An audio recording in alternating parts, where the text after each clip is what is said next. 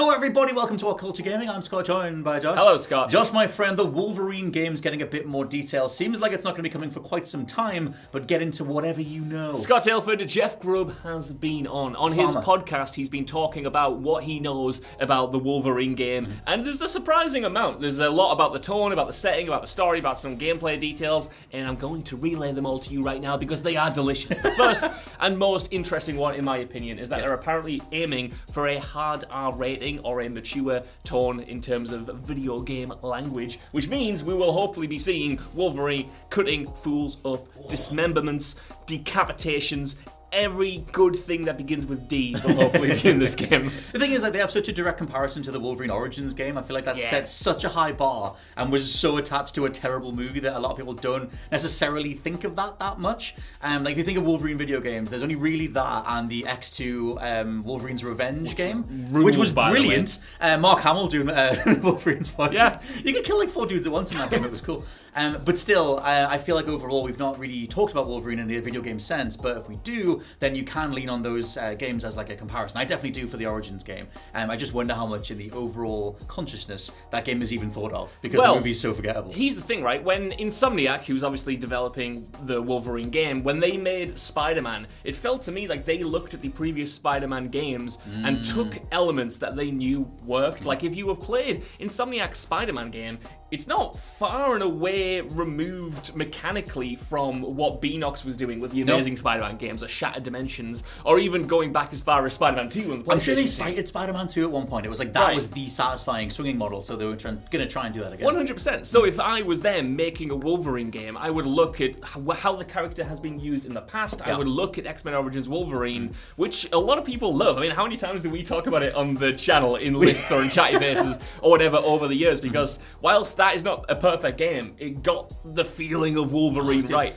If they're going to borrow stuff from that, I was just thinking of how awesome that game is, because they did that thing, and we talk about it a lot, so we mentioned this on whatever podcasts and other videos, etc. But that game had that thing where when you got shot or sliced apart, they modeled like the skin, the muscle, the bone, all the way down to like the skeletal structure of Wolverine, and parts of him would just get ripped apart as you were in combat or getting shot, and then if you stood still, you could watch him heal himself entirely. They have to bring that across. They it's the perfect video game version of a character. This is just Jeff Grubb like hypothesizing.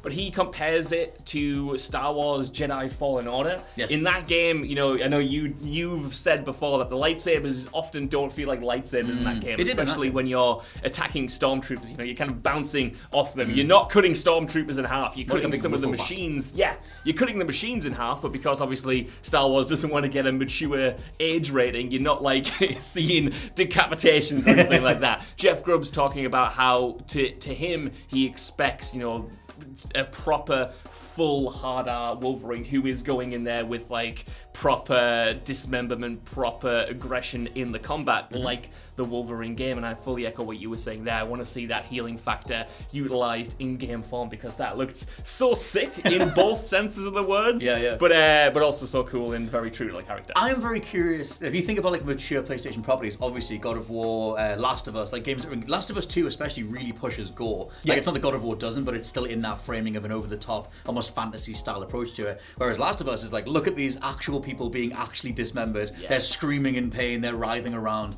You know, you can blow the living hell out of everything in Last of Us 2.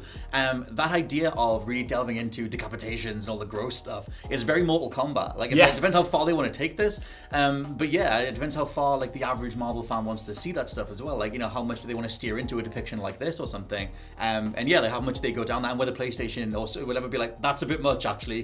We don't want a Mortal Kombat game necessarily. Well, that's the interesting thing to me, because, you know, a hard R approach could mean a bunch of different things, like you alluded to there. We could be seeing a version that's more akin to the movie Logan, where the violence is meant to be like disgusting and it's meant to have a visceral impact on you. You're not there thinking, that was so cool. You're like, oh my god, he's just ripped some guy's head off, and those claws went through his mouth, in through his nose, in through his eyeballs, and that was kind of disgusting. Or are they going to just take a more Mortal Kombat-y, cartoony approach to it, where it's like, look how silly this is. Look at how weird, how in-depth we've gone in the animations, but look at how, over the top and purposefully over the top it is, because then it doesn't get like The Last of Us 2 style. Hang on, am I the baddie here? am I the bad guy? I don't know. Am I supposed to be blowing off all these legs? Yeah. I don't know, but it needs to be done. The next bit of information that Grub has is about the universe that it's set in, because obviously, we've had a bunch of Marvel games now. We've had Midnight Suns, we've had Insomniac Spider-Man, we've had the Avengers game, which we just talked about in another news video that you should definitely check out. Not for very long. Not very long. But the point is that all of these different games are set in their own universes, and Grub says that will probably be the case for Wolverine as well. He said it's definitely not going to have any affiliation with the movies, so you're not going to see Hugh Jackman modeled as the character in the game. However, he hasn't ruled out the idea that it couldn't be linked to Insomniac's Spider-Man game, or that we might see Wolverine crossover with Spider-Man in the future. Just because they're taking a multiversal approach on the whole, it doesn't mean that Insomniac can't craft their own Marvel universe and have all of the characters that they create kind of cross over. That was that weird thing in the Spidey game, the Insomniac Spider-Man, where the original face model was like their own version of Peter Parker. Yeah. And then when they recast it, when they did the remastered one, I long just personally believe they did that because it's closer to Tom Holland. There was that whole thing about like, the guy's cheekbones aren't like good enough to do the new facial animation. It was like, what the hell are you guys talking about? You're trying to get in on the Tom Holland stuff. Yeah. It makes sense. So I wonder if they get someone who is like legally distinct from Hugh Jackman, so they don't have to pay him any money, but it's very clearly channeling Hugh Jackman. I hope not, man, because as much as I don't actually mind the new Peter character model in Spider-Man, I don't mind it either. If you do look at the Avengers game, which very clearly looked like they were trying to go for the MCU style and character model aesthetics, but then obviously couldn't go far enough and actually model them on Chris Evans or Robert Downey Jr. or anyone like that. You were kind of like left in this weird liminal space where, like you said before recording, it was like ordering the Avengers off Wish or something like that, where it was... Wish.com. It just felt like it didn't have its own identity because it was trying to be one thing and then failing to be its own thing as well. Yeah, I think you either make it like stylish in some degree, or you make it that you're making your own. Like Midnight Suns has like very cool versions of every single character, and the Spidey in that is just very kind of comic accurate. It's very bog standard Spidey, but it works, and obviously there's more flair in the costumes and everything. I think for the teaser they've put out so far, where you see the Wolverine claws on the bar, just implies there's going to be a realistic graphic style to that. So I guess you have to do something, especially if it crosses over with the Insomniac Spidey, that is just like, it's not an oversized dude. It's also not the small like cigar chomping bub version of Wolverine that we had in like lots of earlier comics and things like that. So I guess they try and blend them all together. Yeah, totally. Interestingly though, Grubb did say that while he's not 100% sure on this, he thinks that the game is going to be set before Wolverine actually encounters the X-Men or becomes part of that team. So you won't probably, at least in the early part of the story, have crossovers with other characters like Cyclops or Mystique, Rogue. Oh my god, give me the post Weapon X, what the hell even am I? Yes. Wolverine, like when he's give me that. We've never seen that, have we? I don't think so. Kind of in the origin zone, but not really. Not really. And that's obviously such a cool, untapped kind of like era for that character. Yes, it has been explored in comics, and yes, it was explored in a way in the movies, but it also allows, in my opinion, Insomniac to kind of do whatever they wanted to without it impacting other characters that they might use in the future. You know what I mean? Like, give Wolverine his own story and allow him to kind of have the creative freedom to go off in wild places and kind of like define who this character is before he meets up with all of these other mutants and becomes part of a team. I love, I think there's something in here about how much they wanted to, we kind of already covered it in terms of being distinct universally or whatever, but I love that version of Wolverine from the very beginning of the first Fox X-Men movie where he's just a cage fighter. Yeah. And it's just like, okay, this guy's using his abilities to just get some booze and get by and whatever. And I like that idea of, just as a sort of thematic underpinning, if he's post his experiment where he's finally had his bone claws adamantized, then I guess you have a version of him that's like, what the hell do I even do with these? It'll let me succeed in cage tournaments. It might let me realize how much I want to use them for good. That would be a really good version of that character to explore and play. Listen, I don't want to I'm excited, Josh.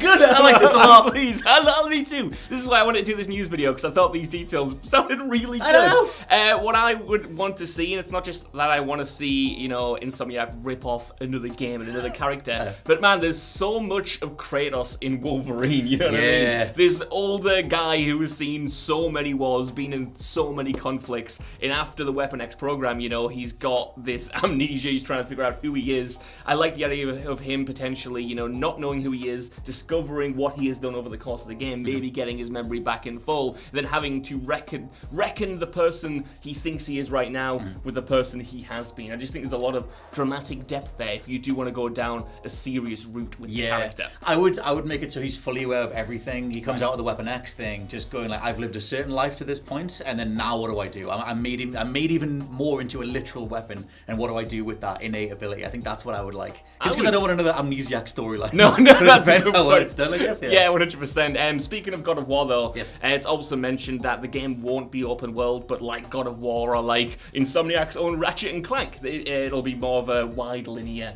experience where you have like big worlds to kind of like jump into and explore for secrets, probably side quests. Very and whatnot. PlayStation first party. Very these days, yeah. PlayStation first party, but it's not going to be like Spider-Man where you have an entire city to roam. It's going to be more, like I said, like God of War, which I like. I think that fits the character better, and if you can get more varied levels out of that, and if you can get more densely packed levels, like I'm up for it. I don't want everything to be a Spider-Man, even though I do like Spider-Man. I wonder what abilities they like. If they do a skill tree, I don't think you can really do loot components, crafting components with Wolverine. I wouldn't put it past them. I wouldn't put it past them, but I don't know what you even. I mean, the thing is, if you think of the worst version of an arbitrary crafting component system, it was bolting different rib cages onto Hulk in the Avengers. There's no reason for that to even make any sense.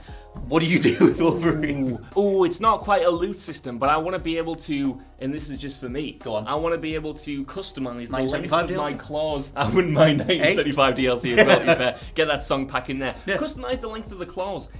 Like in every Batman game, you should be able to customize the ears on the cowl. And I think in every Wolverine game going forward, you should be able to customize the length of the claws. I don't know about that. No, I don't. I like tall bat ears on Batman. Me too. Like the version that was in the Arkham games, the original like Arkham Asylum and everything. I don't know. Wolverine with really long claws. Yeah, man. Oh, I do you know. like what's he called? What's his face from Mortal Kombat? Baraka. Yeah. You should go for the full like Lady Deathstrike thing. I don't know. I'm talking on my ass right now, but I do like the idea of that 100%. He just pops them on and off. He just gets they're in these Aztec ruins. I don't know. I just found some clothes. Yeah, it's just like, you know what? No more of this. Get these new ones. Purple rarity, get it on.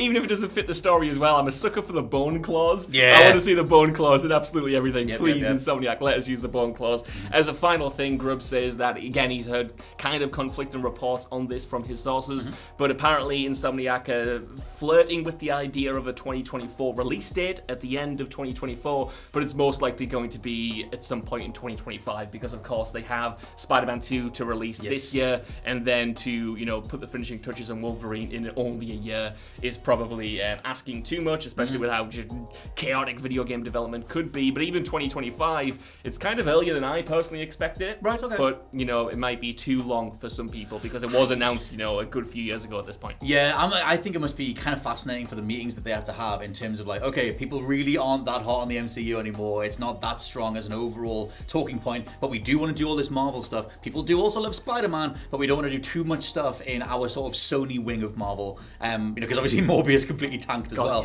Yeah. So they don't want to connote too much of that stuff, but they do want to have something of a association between Marvel stuff and Sony stuff and what they've been able to get their hands on. So I think this makes enough sense. 2025 is like, that's so far away. It's the future. It's so far away. I know we got Spider-Man first, so I quite like the middle ground that they've got. I also think Insomniac, as I regularly say, are the best gaming studio in the industry right now. And across the last few years, they've been nothing but dependable. You look at the Spider-Man to Ratchet and Clank, they've just been so solid. And I trust that team. So if they need more time, give them more time. I think them and Naughty Dog are a good spearhead 100% for Sony overall. And like I wouldn't go as far to agree with you and say that they're the best developer out there. Can't even get my words out. But I would agree that they're absolutely consistent. Like the rate that they've had over the past few years has been insane. Dropping Miles Morales, Ratchet and Clank, and Spider-Man before that was a ridiculous run. And to me, if they have to take 2 years between Spider-Man and their next big superhero game, that to me is still an insane turnaround. It would